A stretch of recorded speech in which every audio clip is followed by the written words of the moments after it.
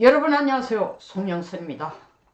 이번에는 제가 제 자신의 생각이 아니고 한국에 들어와 살면서 한국 시민권을 획득해서 살고 있는 중국 조선족이 한국에서 현재 중국 조선족 한족들이 무슨 짓을 하고 있고 어떻게 살고 있는지 그 숨겨진 내막을 고발하는 글로 저에게 들어온 것입니다. 익명을 요구한 글이기 때문에 일단 내용만 읽어보겠습니다. 내가 조선족이라는 건 그 누구도 모른다. 난 조선족 사회에서 살고 있지 않으니까. 아래 내가 단 댓글을 추적해보면 중국 조선족들이 한국의 모든 여론을 조작하고 있는 걸 알게 될 것이다. 보통 텔레그램을 쓰는데 트위터도 많이 쓴다. 이런 게 한 1000개 정도 된다. 그냥 비밀로 입을 닫고 살려다가 진실을 모르고 위기를 당해야 하는 한국인이 안쓰러워서 밝힌다. 참고로 민주당에 의해 동원된 댓글 부대에서 한국인은 전체의 15% 정도이고, 그럼 민주당이 동원하는 댓글 부대 중에 15%가 이 중국 조선족이라는 것입니다. 15%가 한국인이고 나머지 85%가 중국 조선족이라는 겁니다. 댓글 부대에. 대다수가 한국에서 유학하고 있는 대학생들이다. 지난 대선과 지방선거 모두 나와 같은 조선족들이 이 일을, 자기 자신도 실제로 댓글 부대로 일을 했다는 겁니다. 네이버의 베스트 댓글과 여성들 상대로 카페에 올라오는 댓글 모두 우리 조선족 댓글 부대에 손을 그친다.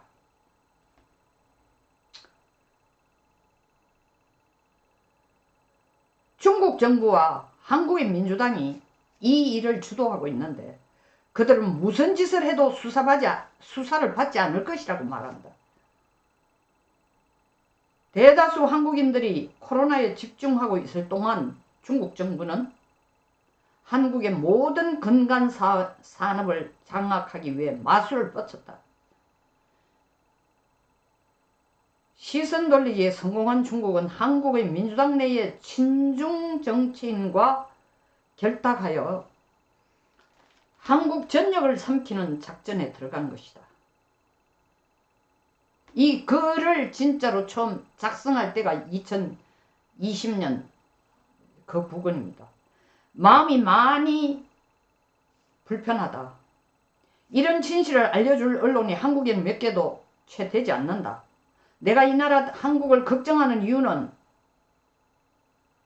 내가 지금 대한민국에 사는 국민이라서, 자기 자신은 더 이상 조선족이 아니고 대한민국 국민이니까 이제 걱정한다는 거죠. 나 자신이 한국인이 되었기 때문이다. 대한민국 국민으로서 우리는 저들의 간악한 술법에 의한 짓거리 모두의 실태를 알아야 하기 때문이다. 조선족도 문제지만 한국에서 유학생활을 하고 있는 중국의 한족 대학생들이 더 큰 문제다. 이들은 돈이 무지 많은 부자들의 자녀들인데 전략적으로 한국에서 유학생활을 하고 있다. 전략적으로 유학생활을 하고 있다는 겁니다.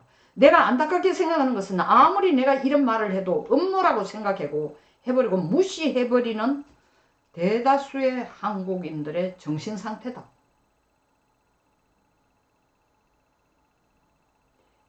이렇게 가다가는 해방 이후 80년의 대한민국 역사는 끝나고 말 것이다. 중국은 미국을 상대하기 위해 반드시 한국을 자기 속국으로 만들어야 한다. 한국이 적화돼야 중국은 미국을 대항하기 쉽다. 중국 공산당 정부는 매우 똑똑하다. 이 한국 땅을 내버려 두고 미국과 싸울 것인가 중국이? 부산 미포항에 중국 제철소 건립하고 전라남도 광양에 중국 알루미늄 공장 건립하고 시내버스로 굴러다니는 전기차 전량이 중국산입니다.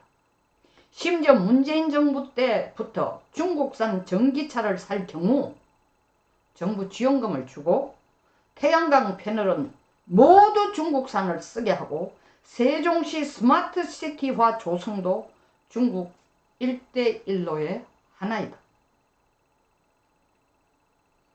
그동안 이 모든 게 동시다발적으로 일어났는데 이게 우연이겠는가?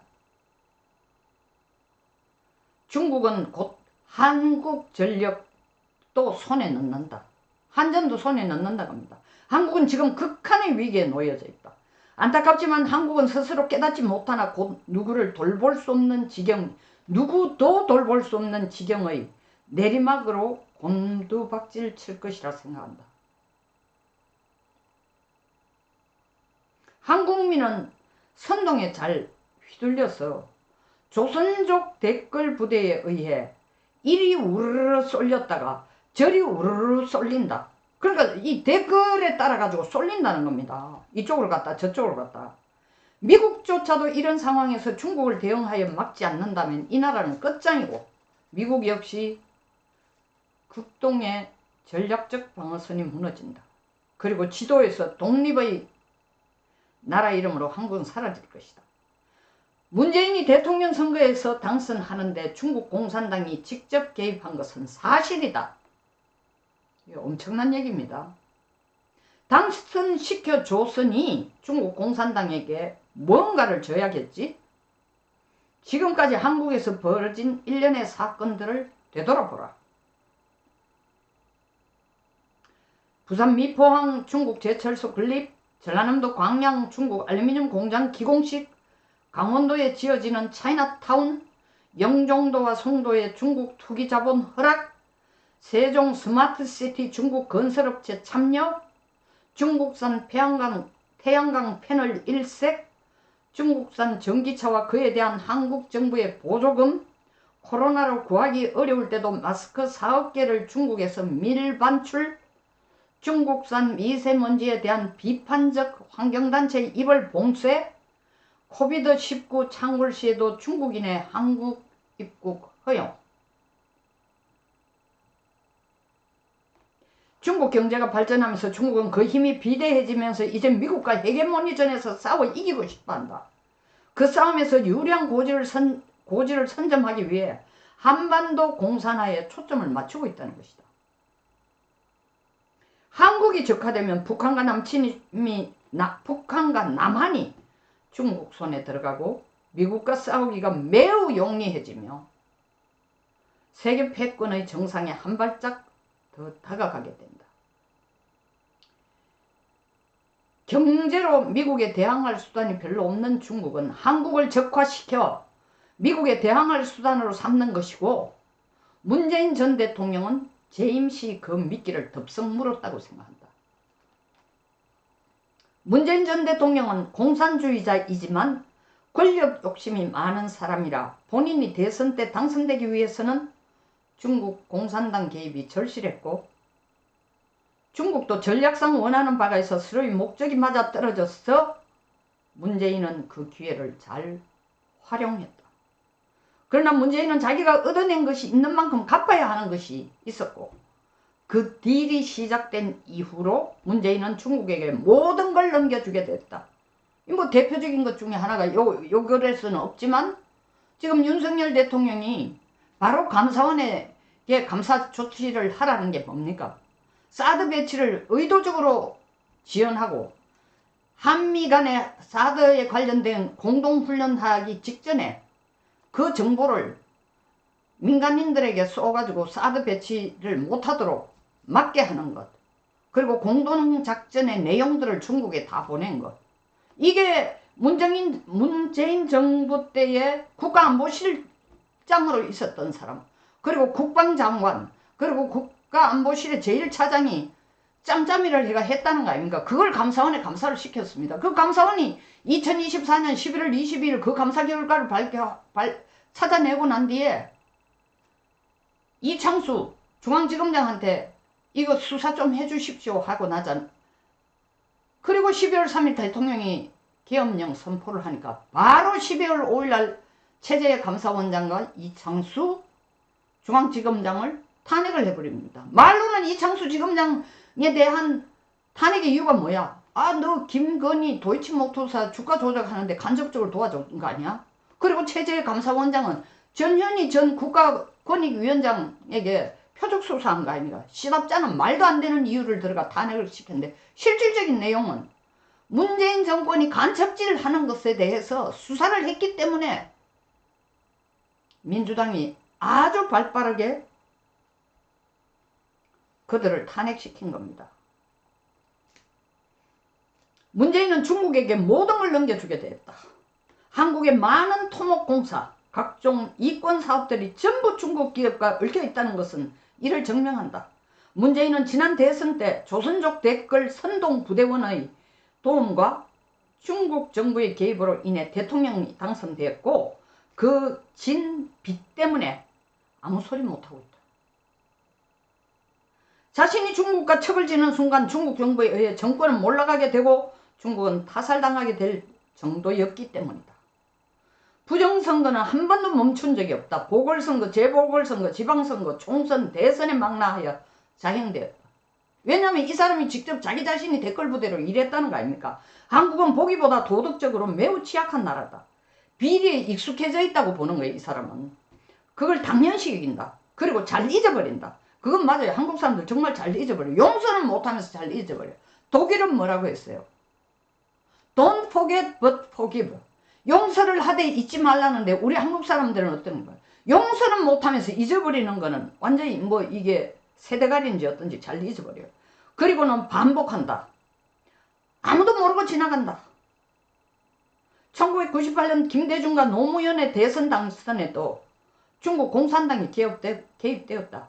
그들은 집요하게 한국을 속국화하기 위해 다방면을 시도했다.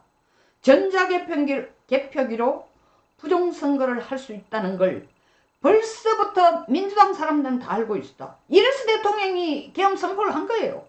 중국 공산당도 알고 있었다. 그래서 전자개표기를 중국이 만들었어요. 조작하기 쉬운 기기를 일부러 만들었어. 그리고 이게 편하고 선진된 개표 방법이라고 선전선동했어요. 그런 수법은 지금까지 이어져 내려오고 있다. 친중 정치인이 지금보다 과거 정부 때보다 훨씬 적었다. 지금보다 과거 정부 때에는 친중 정치인이 훨씬 적었다는 겁니다. 그리고 중국 공산당이 스며들기에 이명박 박근혜 정부 때는 힘들었다. 이명박 박근혜 정부 때는 친중 정치인이 스며들기에 상당히 어려웠다는 거예요. 왜냐하면 이명박 박근혜 공통점은 아주 중국에 대해서 철저했습니다. 그리고 국가보안법이라든가 간첩이라든가 이런 데 대해서 굉장히 신경을 썼죠. 이명박이 중국 돈을 먹을 수가 없었던 것은 그는 기업가 출신이어서 주사파 운동권 정치인과는 세상 보는 방식이 다르다. 돈을 벌어본 사람이라 사업 수완이 좋고 손쉬운 중국 자본보다 직접 발로 뛰면서 돈을 버는 것에 익숙한 사람이다. 박근혜는 어린 시절부터 아버지 박정희 대통령이 살아온 방식과 가치관으로 잘 훈련받았다. 그래서 중국을 이용은 하되 믿지는 않는다는 것이 그녀의 주요 전략이다. 그래서 중국 전성절 행사에 참가하기도 했나 하면은 그 전성절 때 참가해서 사실은 말이 꽤 있었죠. 미국도 그걸 예사로 안 봤습니다. 그렇지만 사드 배치도 밀어붙였습니다. 그런데 문재인 정부와 현재 정치권 요직에 있는 많은 사람들은 그렇지 않았다. 자기 힘으로 돈을 벌어본 적이 없다. 100번 옳은 얘기죠. 운동권 시절에는 무슨 단체다 하면 모두 다 자금을 정부로부터 지원받을 수 있었고 그렇게 지원받은 것에 익숙하다. 선거자금은 법으로 상한선이 정해져 있고 실제로 더 많은 돈이 필요하였다. 한국에서 구할 수 없어 늘 하던 방식으로 돈을 지원해 줄 수 있는 외부 단체를 찾았던 것이다. 그 대상이 바로 중국 공산당이라는 거죠. 박근혜 때는 보수 우파가 굉장히 살아있었다. 좌파들을 살려놓기엔 중국의 정부 힘이 쉽게 미치지 못했다. 당시에도 조선족 댓글 부대가 있었지만 그들은 패배했고 힘을 못 썼다는 겁니다. 보수가 이겼다. 그리고 나서 갑자기 세월호 사건이 터졌다. 이 사건은 중국 정부가 일으킨 것도 아니고 민주당이 일으킨 것도 아니지만 정말 운 좋게 민주당이 이 정권을 잡을 수 있는 절호의 기회가 되었던 것이다. 세월호 때문에 정권 잡을 수 있었다는 겁니다. 중국 정부도 이때다 싶어 한국의 민주당을 지원하기 시작했다.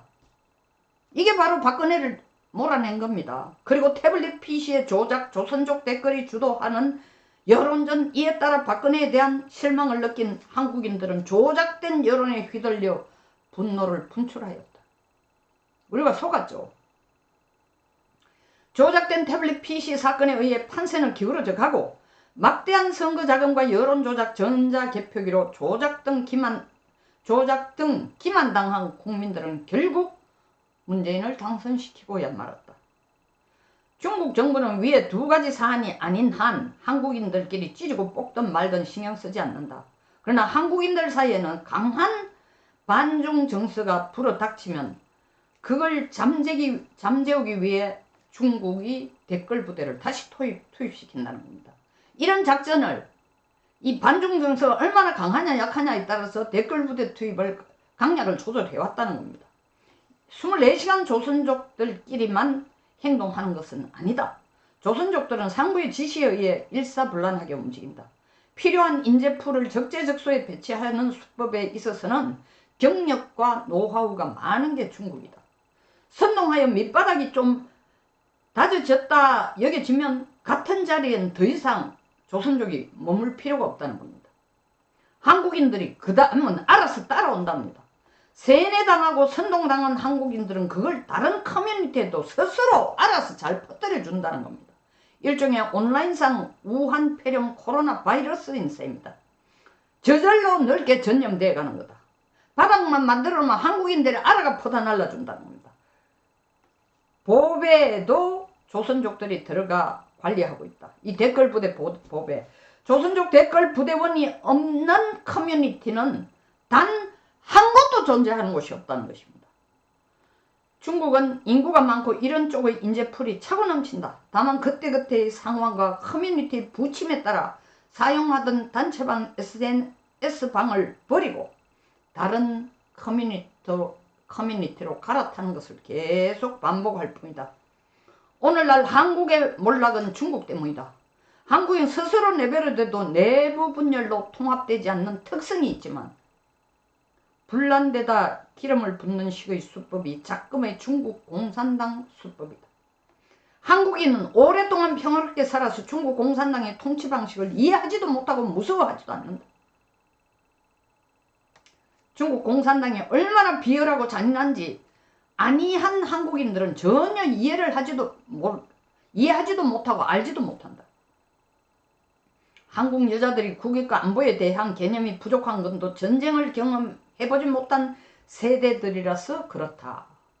이렇게 생각하는 거예요. 이 사람은. 남자들이야 군대를 갔다 오니 개념이 조금은 생기는데 여자는 그럴 수가 없다. 미래의 적은